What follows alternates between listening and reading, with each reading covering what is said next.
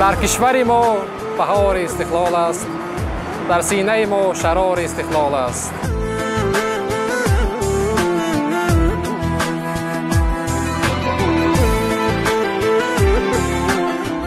تا صاحب این جشن مقدس هستیم، جان دل ما نثار استقلال است.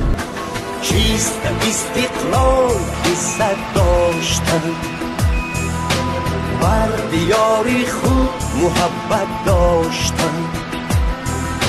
چیست استقلال؟ عزت داشتن، بر دیار خود محبت داشتن. این تاجیکی سربدار تا هست بدر، در تینتش افتخار استقلال است.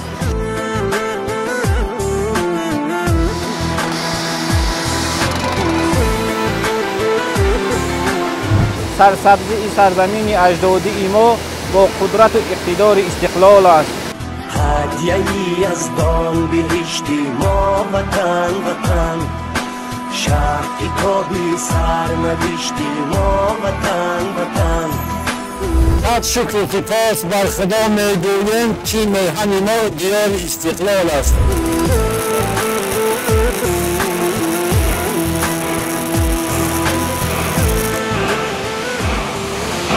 ناشکر مشو ببین که صدها ملت چند است که انتظار استقلال است.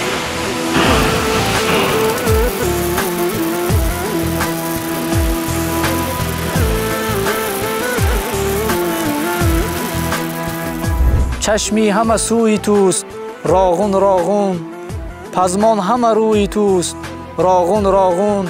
بنیاد شب و مشکل ما را حل کن، تاجیک به بوی توست راغون راغون.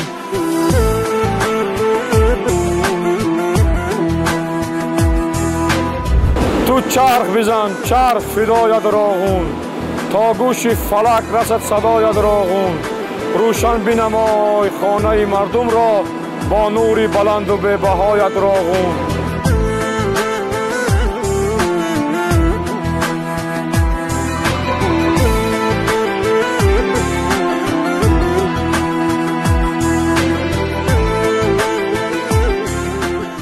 هر قشتی تو را برابر زر گویم، هر کارگری تو را برادر گویم. راغون راغون جمله آبادی تو، با کوشش سرور دلاور گویم.